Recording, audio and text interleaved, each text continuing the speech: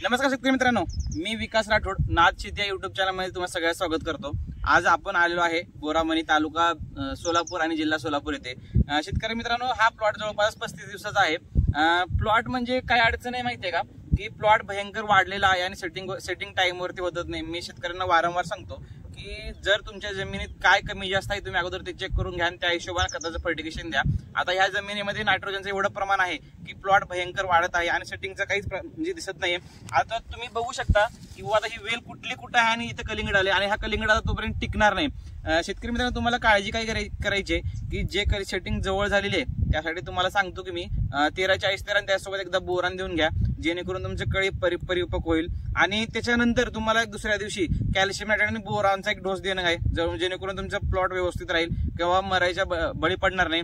शेतकरी मित्रांनो, तुम्हाला काय करायचं आहे की तुम्हाला एवढा प्लॉट वाढवायचाच नाही की जेणेकरून तुमच्या सेटिंगला इश्यू होईल, प्लॉट मोठा होईल, प्लॉट समोर जाईल। कारण कलिंगडाचं पीक हे जवळपास 60 ते 70 दिवसाचं आहे, जेणेकरून सेटिंग आता समजा 35 दिवसाचं आहे आणि सेटिंग आता एवढी सेटिंग होते, कळी आपोआप गळते, तर तुम्हाला अगोदरपासून चांगल्या पद्धतीने नियोजन करणं आहे। आणि मी वारंवार सांगतो की शेतकरी मित्रांनो, घाबरून तुम्ही कोणतेही बायोस्टिम्युलंट सोडू नका, जेणेकरून प्लॉट वाढल, तुम्हाला सेटिंग टाइमवर होणार नाही।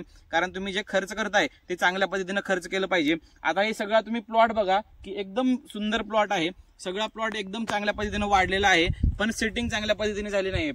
शेतकरी मित्रांनो, आता तुम्हाला काय करायचंय की अशा कंडिशन मध्ये जर प्लॉट असेल तर थोडं पाण्याचं नियोजन व्यवस्थित एक दिवस गॅप देऊन पाणी द्या, जेणेकरून तुमचं जे काही आता फुलं आहेत, आता समजा किंवा इथे फुलं ओपन झालेत किंवा इथं आता बुवा हे फुल ओपन झालंय आणि हे आता कलिंगड आले, किंवा आता इथं पण बघू शकता तुम्ही की काही फुलं ओपन होत आहेत, काही फुलं ओपन होत नाही, कारण तुमचा प्लॉट नायट्रोजन जास्त असल्यामुळे कंटिन्यू पळतोय।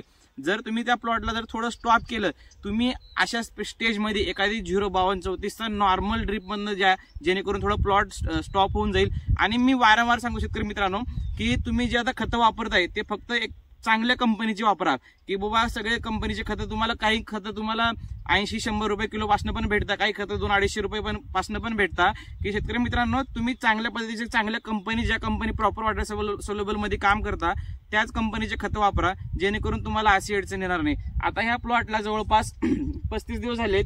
आता अशी कंडिशन आहे की बाबा आता आपल्याला पाणी पण जास्त देता येत नाहीये आणि कारण वाढ एकदम जास्त झाली आहे। जर पाणी जास्त झालं तर सेटिंग व्यवस्थित होणार नाही आणि सेटिंग व्यवस्थित झालं नाही तर आपल्याला मग करूनच काही अर्थ नाही ना।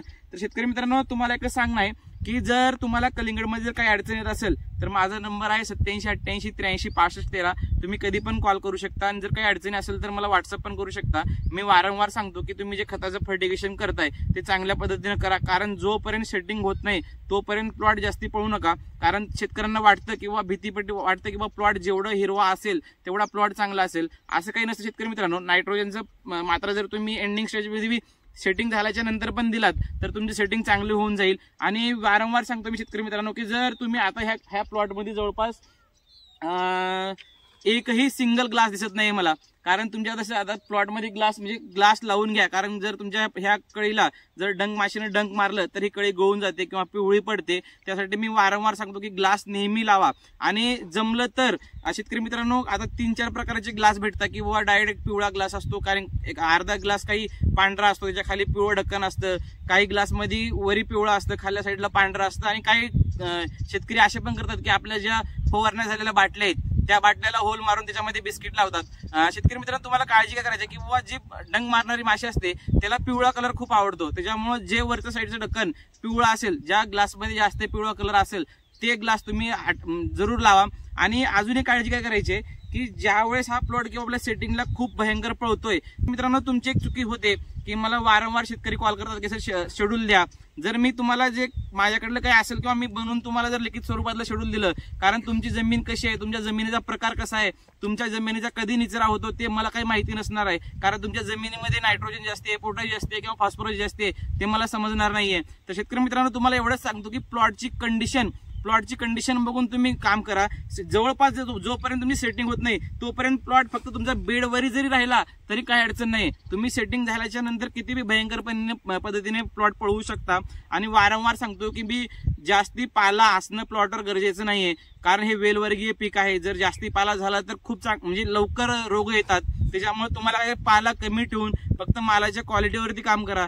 मी वारंवार सांगू शेतकरी मित्रांना की तुम्ही क्वांटिटीवरती काम करू नका, क्वालिटीवरती काम करा, जेणेकरून तुम्हाला चांगला रिझल्ट भेटेल. आता याच्या पुढे आपण काय नियोजन करतोय, आता आपण यांना 13-40-13चा एक डोस द्यायला लावतोय, कारण की थोडं पोटॅशची मात्रा गेल्यामुळे थोडं सेटिंगला थोडं चांगलं भर बसेल. त्यानंतर आपण एक कॅल्शियम हायड्रेट बोरानचा एक डोस द्यायला लावतोय आणि त्यानंतर आपण एक ड्रिपमधनं रोको सोडायला लावतोय, जेणेकरून बुरशीचा प्रादुर्भाव होऊ नये. आणि आता ह्या प्लॉटला असं आहे की आपण आता सेटिंग पण होत नाही आणि त्यामुळे आपण जास्त काय स्प्रे पण रिकमेंड करत नाही. तरी पण आपण यांना एक सायंकाळच्या टायमाला किंवा एक स्प्रे करायला लावतोय की आता करपा येऊ नये, कारण प्लॉट खूप माजलेला आहे आणि सगळे पाल आहे असं मुरगजल्यासारखं होतो. त्याच्यामुळे शेतकरी मित्रांनो, जर तुम्हाला काही अडचण आली कलिंगडामध्ये तर माझ्याशी नक्की कॉन्टॅक्ट करा. आणि जर व्हिडिओ जर आवडला असेल तर तुम्ही इतर शेतकरी बांधवांना पाठवा, जेणेकरून त्यांना कलिंगडामध्ये काही अडचण आली नाही पाहिजे.